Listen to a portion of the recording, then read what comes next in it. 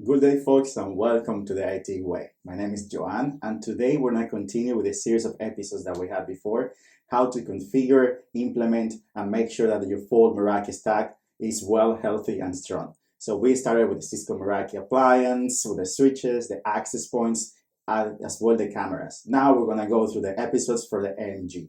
So this is going to be our uplink for our Meraki security appliance, and it's going to be the secondary. So you're going to go through the whole process, as you can see here. We're going to add the device to the network. We're going to make sure that it's online, it's reachable, the cloud is talking to the device. And after that, then we're going to configure or make the basic configuration in order for you to go from there. If you'd like to know more about the configure steps, troubleshooting tips, or even automation guidelines, you can go here. This is our Cisco Meraki training guidelines in the playlist of this channel that is going to become you to be the Meraki Master that you can be from zero to hero. So we're posting weekly videos to see new features, new troubleshooting tips, and new ways to automate your network. If you'd like to know more about how to start with the introduction, because in this video we're going to cover when the MG is already on the organization in the inventory. So if it's not there yet for you, you can go here. This video is going to give you the introduction of how to add the device, how to create your network, and how to have your inventory well set up. After that, you can come back here and see how then add the device to the network and continue with all the steps. So now let's go to the dashboard and let's see how it's done.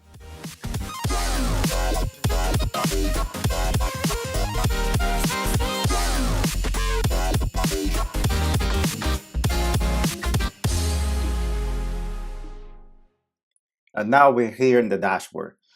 It's going to be the same thing as the previous videos. If you don't have the device in the inventory yet, you can go there and check the previous video on how to add the device to the inventory, how to create the organization, how to create your account on the dashboard.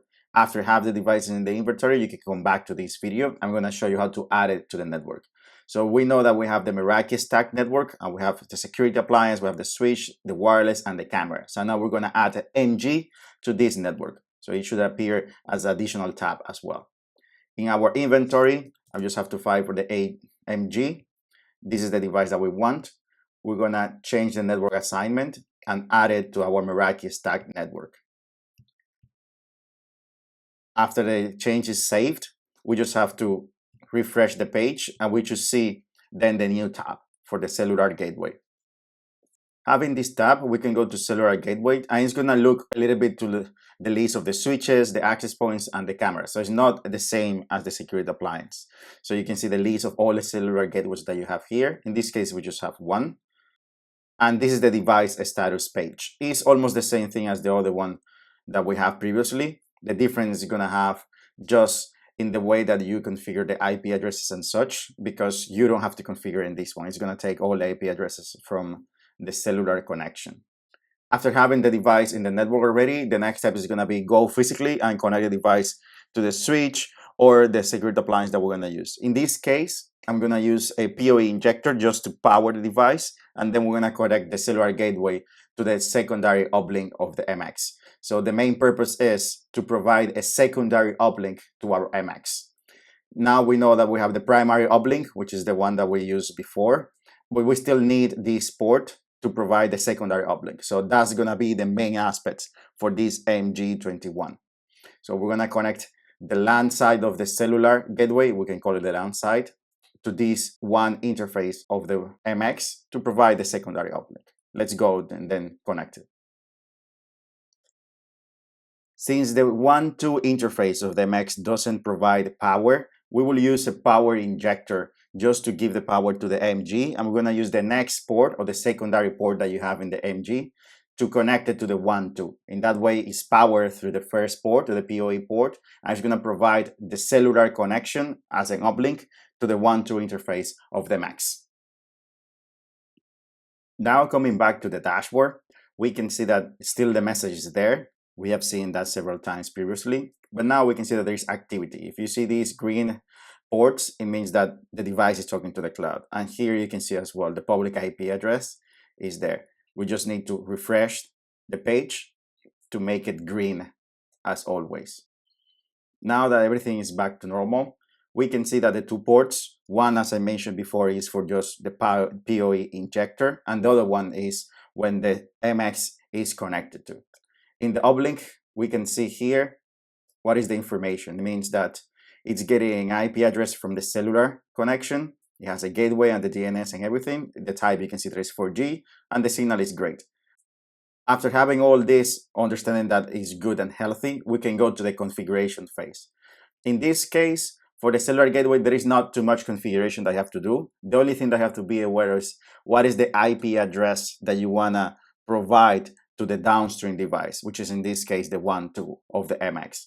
Here you can configure what is the subnet that you want to use. Remember that in this case, we just have one cellular gateway, but it could be that you have several cellular gateways in the network. That's why you have this kind of template configuration from the dashboard. So you can see that let's create different subnet pools of /26 from this subnet. This is one from default. Of course, you can change it if you want to. You can change the subnet here and the subnet pool as well. We're going to leave it like that because that is not relevant for us since we're not using this subnet at the moment. What it means is that now the cellular gateway that we have configured is going to have that subnet 64/26, and then this is the MG IP address, which is going to be like the gateway for the MX. You have some DHCP and subnets configuration here. It's just the same one as the MX more or less, and the port forwarding if you want to use it. After that, what it means is this is automatically being able to talk to the cloud when you insert the cellular SIM card on the device, and then it's going to provide DHCP to the downstream device. If that's correct, it means that this is the IP address for its gateway, which is going to be the MX gateway. And we're going to take a look to see if the MX is able to get an IP address from the cellular gateway and is able to reach out to the internet through there. This is the first glance that we can see, and we now are able to understand that we have 1.1, which is the previous IP address that we have, and then now it's 1.2, which is the secondary IP address that is coming from the cellular gateway. If we go to the uplinks, we can see here that the 1.2 is connected and it's working perfectly fine. Here you can see the IP address of the cellular gateway, which is true. It means that the gateway for this MX is the cellular gateway and is getting an IP address within the subnets that is configured from the cellular gateway. And in the summary, we can see that the port 2 is lit up and is green. So that's the basic configuration that you need to do to connect and use the cellular gateway as a secondary uplink for your MX. And that's how you configure the MG into the full stack. So congratulations, now you have all the devices that you can have from the Meraki side. Now you have everything in just one combined network with the basic configuration from the beginning to deploy, even the cellular and the firewall configuration for all the way through, from the client to the internet. And that's how you configure the full stack in the Meraki way. This is the first step for you to know how to configure the full stack of Cisco Meraki devices.